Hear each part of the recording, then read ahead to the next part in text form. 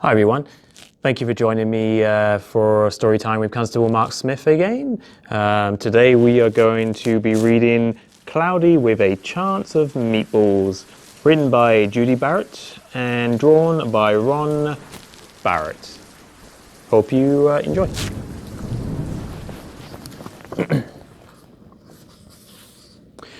We were all sitting around the big table. It was a Saturday morning, pancake morning. Mum was squeezing oranges for juice. Henry and I were betting on how many pancakes we each could eat. And Grandpa was doing the flipping.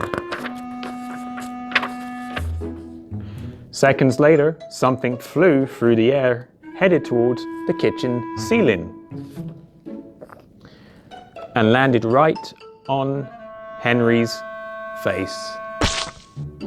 After we realized that the flying object was only a pancake, we all laughed, even Grandpa.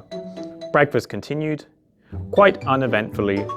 All the other pancakes landed in the pan, and all of them were eaten, even the one that landed on Henry. That night, touched off by the pancake incident at breakfast, Grandpa told us the best tall tale bedtime story he'd ever told. Across an ocean, over lots of huge bumpy mountains, across 3 hot deserts and 1 smaller ocean, there lay the tiny town of Chirwanswallow.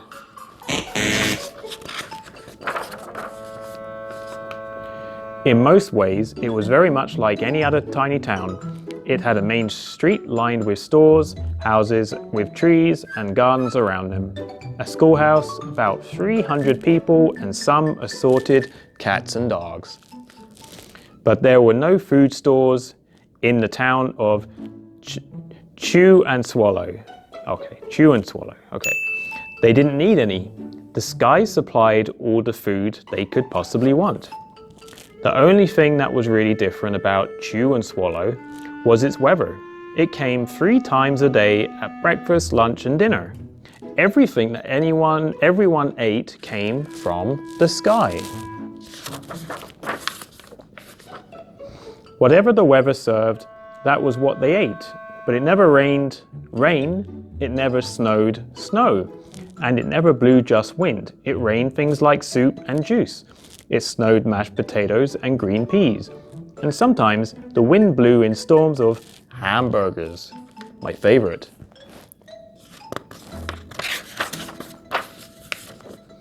The people could watch the weather report on television in the morning, and they would even hear a prediction for the next day's food.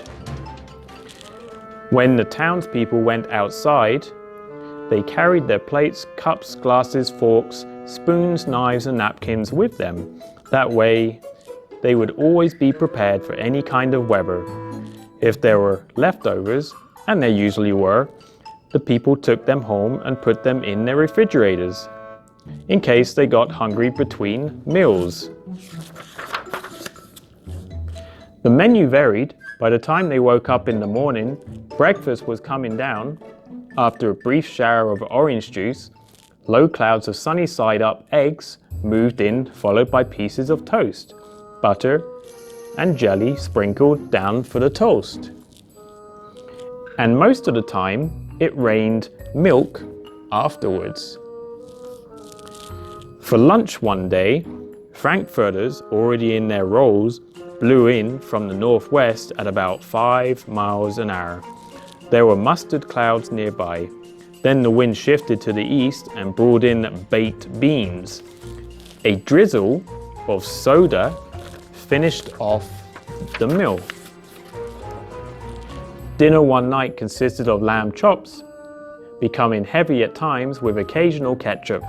Periods of peas and baked potatoes were followed by gradual clearing with a wonderful jello setting in the west.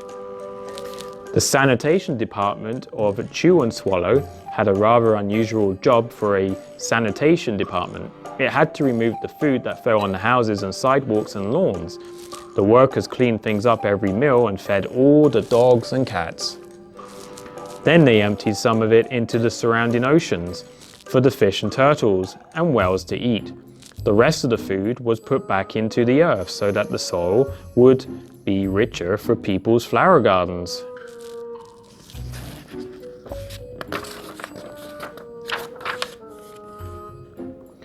Life for the townspeople was delicious until the weather took a turn for the worse. One day, there was nothing. Oh no! Oh, there we go.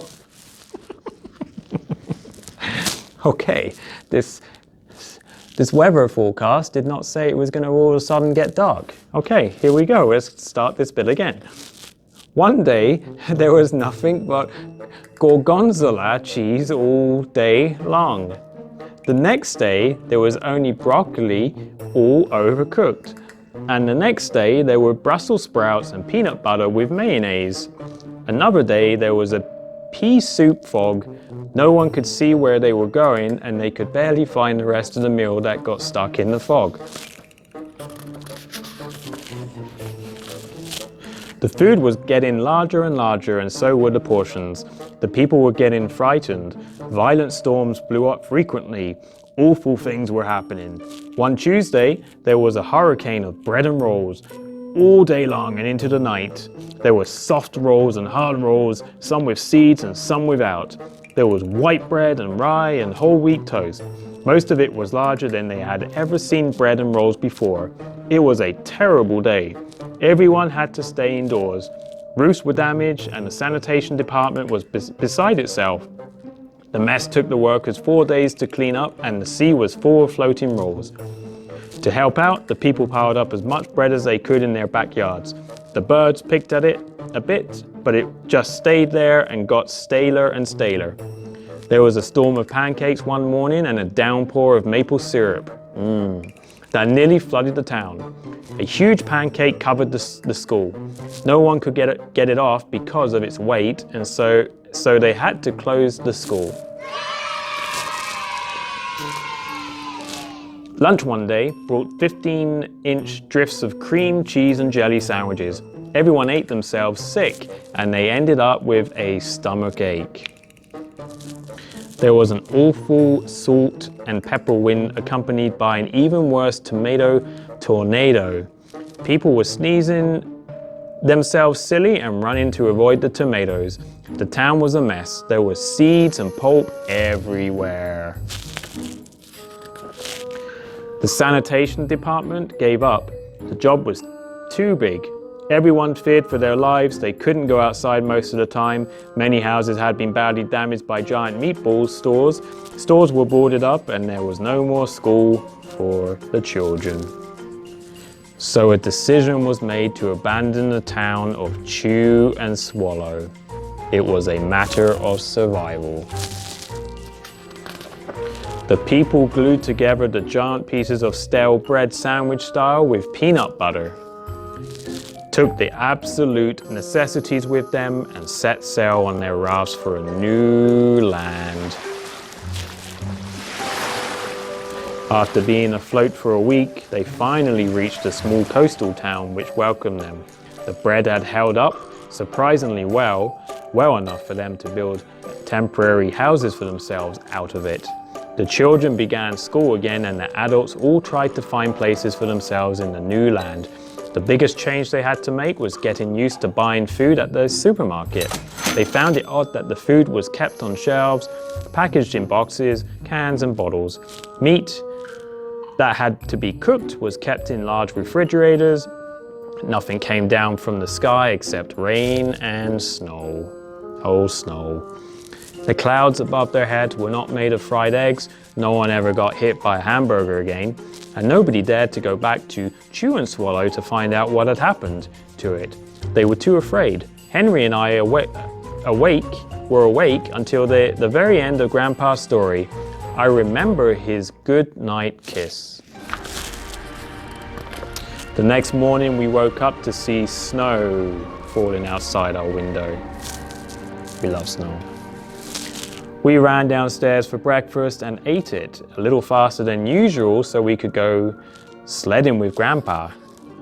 It's funny, but even as we were sliding down the hill, we thought we saw a giant pat of butter at the top, and we could almost smell mashed potatoes.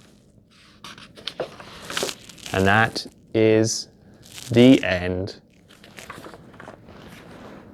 Oh, snow. That was Cloudy with a Chance of Meatballs. Hope you enjoyed that and look forward to reading to you again soon. Take care.